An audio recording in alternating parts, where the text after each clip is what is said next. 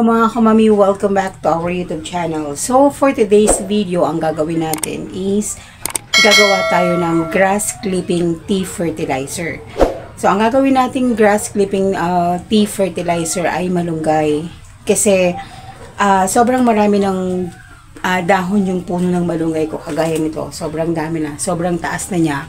So kaya pinutol ko na siya. Kesa itapon natin yung malunggay dahil wala namang halos magluluto at hindi ko rin naman maluluto siya dahil mag-isa lang ako dito. So ang gagawin natin is gagawin na lang natin siyang grass clipping tea fertilizer.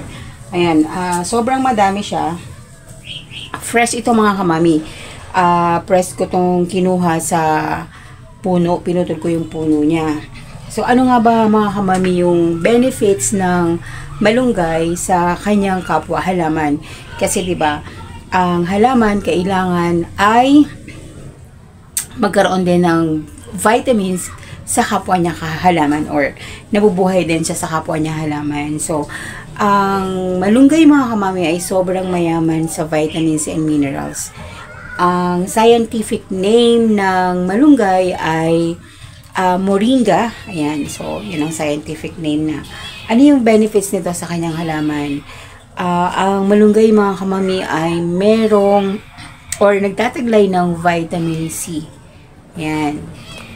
Vitamin C contents ng malunggay ay 7 times than orange. So, kapag kumain ka ng malunggay, 7 times daw yung vitamins na makukuha mo sa kanya compare sa orange na kinakain mo. And of course, nagtataglay din mga kamami ang malunggay ng potassium. Ang karamihan na nagtataglay na, or ang halaman or ang prutas na nagtataglay ng vitamin or ng potassium ay saging or 'di ba banana. So ang malunggay ay 15 times potassium contents more than banana or than banana. Ayan, so kung kumakain kayo ng saging, mas maganda rin na kumain kayo ng malunggay kasi 15 times yung contents ng potassium niya. And meron din siyang mga iba't ibang klase ng vitamins and minerals, at pwede rin ito mas nakakapagpa-dami ng gatas ng isang ina na nagpapa-breastfeed. Ayan mga kamami. So gagawa tayo ngayon ng grass clipping tea fertilizer. Ang ating ingredients of course ay malunggay. And then, meron tayong kape. So, lalagyan natin ng kape ang malunggay. Ayan, medyo madami mga kamami.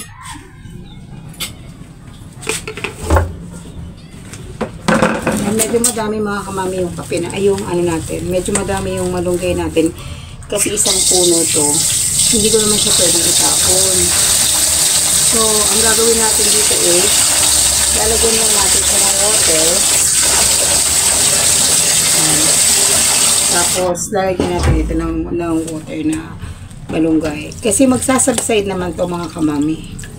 Ayan, lalagyan natin ng water. Ito na. Ito yung ipang bibilig natin sa ampalaya.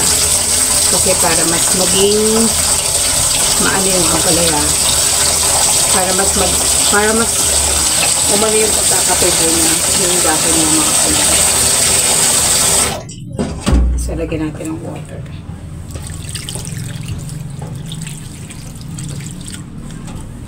Lagyan pa natin ng water. And then, pwede na natin siya lagyan mga kamami ng kape.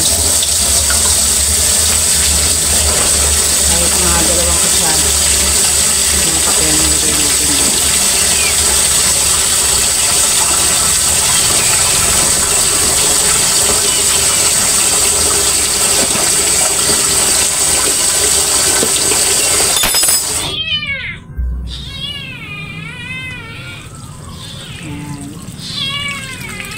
So, ibababad lang natin ito mga kamami ng 24 hours. Tapos, sinabukasan, pwede na natin siyang isang sa halaman. Yung nakaraan, kung nakita nyo, nilagyan natin ng fish amino acid ang ampalaya.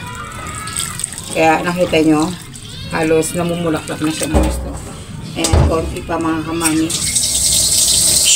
Bakit yung suka? Ayan, konti pa. So, ganyan nyo lang. Kasi yung katas niyan, ang magbibigay ng vitamin sa halaman. Ayan. So, brewed yan mga kamami na kape na nilagay ko. Ayan. So, pagkatapos yan mga kamami, itatabi lang natin siya. Tapos, tatakpan lang natin para hindi siya maramihan.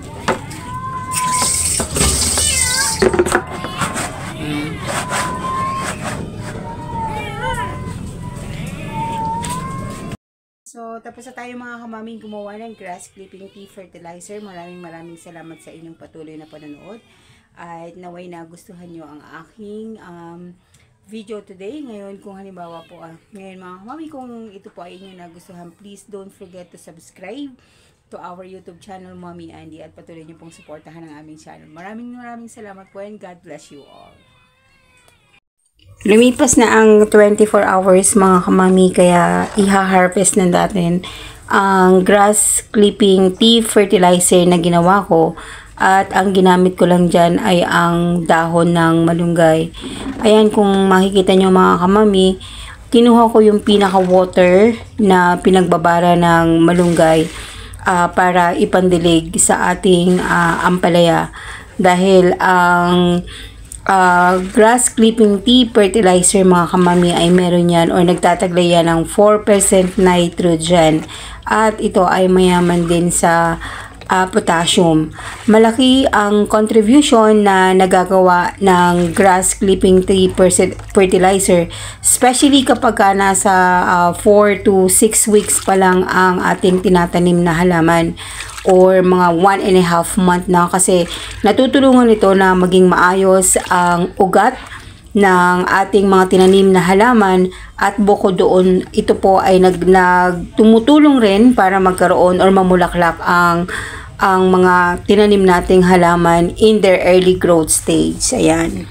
Kagaya ng nasabi ko sa inyo mga kamami, ang paglalagay ng fertilizer sa ating mga halaman ay yung bago sumikat ang araw or kapag lubog na ang araw, kasi para mas ma-absorb niya ang fertilizer or ang nutrients na ilalagay natin sa kanya. Ayan, so sa ngayon po nilalagyan na natin ng grass clipping tea fertilizer ang ampalaya na aking itinanim. Ito po ay unti-unti na rin namumulaklak at nagkakaroon na rin po ng bunga. Basta tuloy-tuloy lang mga kamami ang pag-aalaga, mas magiging maganda ang pagtubo ng ating mga itinanim na halaman. So far, kagaya ng nasabi ko sa inyo, laging ang ginagamit kong fertilizer sa aking mga pananim ay organic fertilizer. Hindi po ako gumagamit ng commercial fertilizer. Marami pa tayong pwedeng makuhang katas dito sa ginawa kong fertilizer, malunggay.